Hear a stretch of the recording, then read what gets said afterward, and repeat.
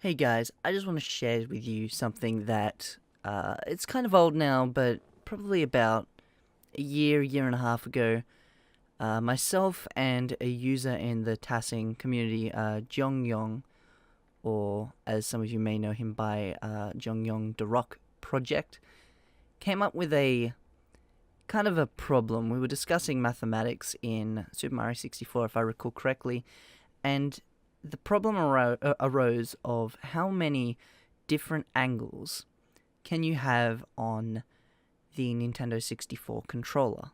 So, in Super Mario 64, obviously the magnitude of the analog stick is an important factor on how fast Mario can move. So if you hold it at a very minimal angle, Mario will walk, whereas if you hold it at a complete, as far as the analog will go, Mario will begin to run. So we simplified this project down to how many different angles can you have Mario move? Or more specifically, how many angles can you have on the controller where Mario will move? So this became an interesting problem because we very quickly realized that on the analog stick, there are multiple angles that are the same. So for example, I've got my little tassing input here just to demonstrate. So if we put this analog here at 31, 0, this has a angle of, I guess you could say, 0 degrees. And if I put it all the way over here at 68, 0, it's still 0 degrees.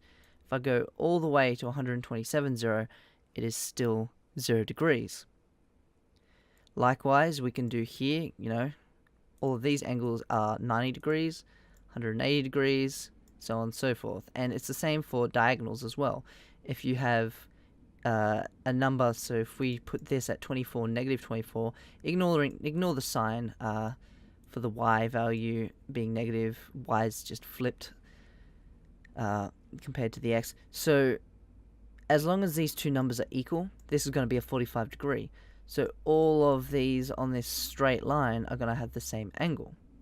So we thought, how many of these unique angles exist?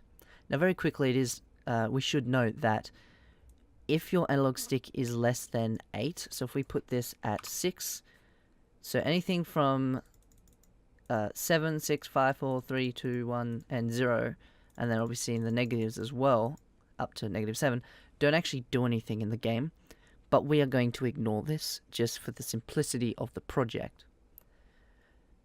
So very quickly, I got very interested in this project, and I believe Jongyon went on his way to manually graph out this himself in his own way. I'm not too sure how he did that, and he came up with a nice little pixel sheet I don't have access to right now. But time passed. We came up with a basic way to kind of figure it out, but the project kind of died very quickly. It wasn't so much a project. It was kind of a interest of sorts. So I, being a amateur mathematician, went on my way and looked into this project for a little bit and found some things and then kind of gave up on it. So a year passed and I decided to revisit the project, the problem, and I thought of a new way to figure this out. And it turns out it was actually a very simple solution, and so I wrote a simple Python script to actually illustrate exactly what's happening. So if I just run a very basic example, we're going to have from 0, 0 to, let's go 4, 4. So here we have the red lines are unique angles. So 1, 1, 0, 1 is unique, and 1, 0 is unique. But everything after that isn't unique. Likewise, we got 1, 1 here. This is unique, but anything else on this 45 degree line isn't unique. So on and so forth. And it does these for all of the points, the integer points, which are the whole numbers, any points that are made up of whole numbers, all of these integer points within 0, 0 to 4, 4. And I've got a little bit of code here that tells me the density and the number of unique and non-unique numbers. So for those of you who are interested, this actually has to do with something called Coprime Numbers. Essentially what you're doing is you're looking at So for example, this point here, which is 2, 2. And what you want to do is you want to look for the greatest common denominator.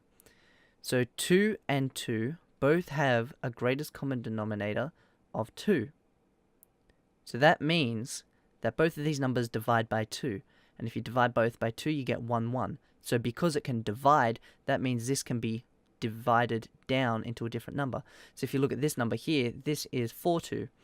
Both of these have a greatest common denominator of 2. So if you divide 4 and 2 by 2, you end up with 2 and 1.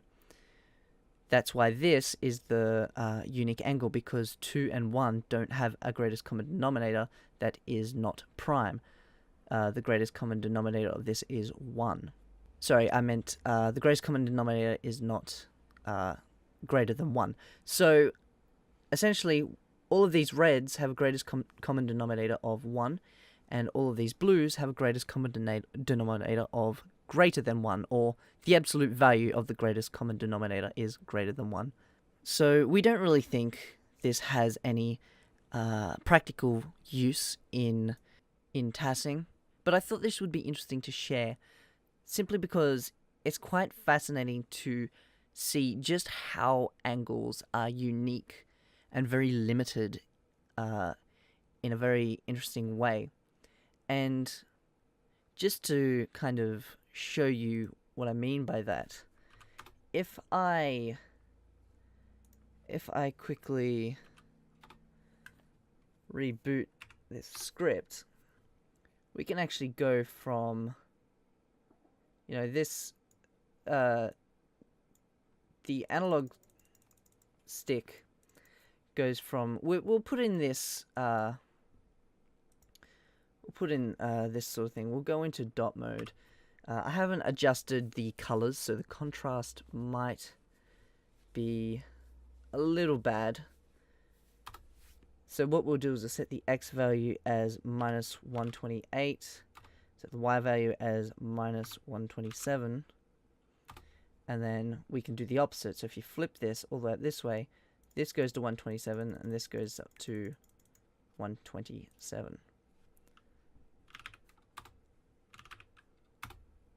So after inputting those values, the program will run, and we're just going to let it sit here for a while. Okay, so that took a little bit too long. I sat here for quite a few minutes and it hasn't actually finished. Then I realized it was doing a huge square of, what is it, 127 by 2 by 127 by 2, so it's doing a lot. So let's just look at one quadrant. We can look at dots just so it doesn't look ugly. We can start from 0, 0, and we can go to 127, 127, and hopefully this doesn't take near as long. Okay, so the program has finished running, and as I expected, it is quite quite the large display. It's going to lag out quite a bit because it is loading about 16,000 and something colored points. Now this is what I mean, these colors are not the prettiest. I tried to expand that and it won't expand. So although you can't really see very well because of the color and the program is pretty much broken at this point, you can see just by the amount of blue and red, a lot of these points are in fact unique. So what that means is, in very movement specific tassing situations where Mario might need to move in a very specific angle, so let's say you might want to grind along an edge, or you're diving and you want to grind along an edge, but you want to have a very minimal change in your analog stick. What you can do is you can look at a very small region of your analog stick movement. You can see just how many of those are unique, how many of those are non-unique, yada yada yada. I mean, this doesn't really have any practical uses, but in theory it would be good for, say, an artificial intelligence that wanted to, not necessarily quickly, but had a lookup table that could say, let's do these unique angles first, and then we can look at then from there we can look at other orders of magnitude. Of course, it depends on the situation, but what you can see from there is that more than 60% of the positive of the top right quadrant of the analog stick is unique.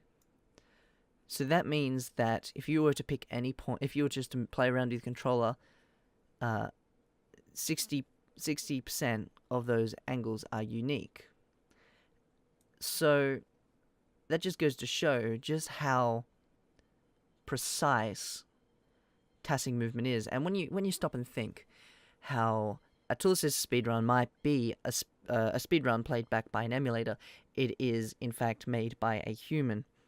And in games such as Super Mario 64, which doesn't have as many points on the controller as probably more modern games, but you just have to stop and appreciate just how precise human interaction is when it comes to specific movements, and how well a tool-assisted speedrunner can eliminate angles that aren't necessary with logic, whereas a computer would have to be trained, and that's where artificial intelligence and more complicated forms of programming get involved. But yeah, I hope you found this interesting. I will try and export a better image than this one.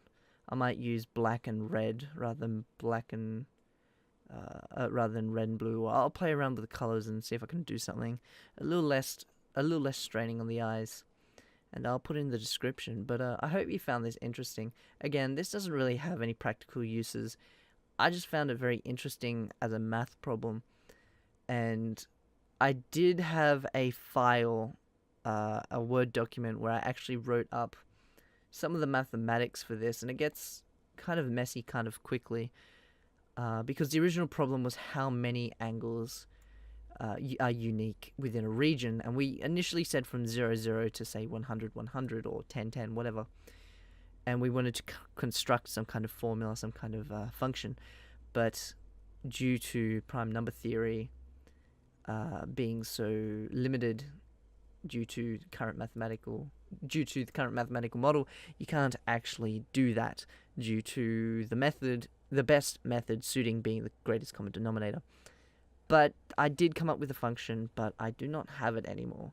I do have some old images from about a year ago. They are mistake-ridden, but I will leave a link in the description for anyone who is interested. Thank you for watching, and I hope you found this just as interesting as I have in the past.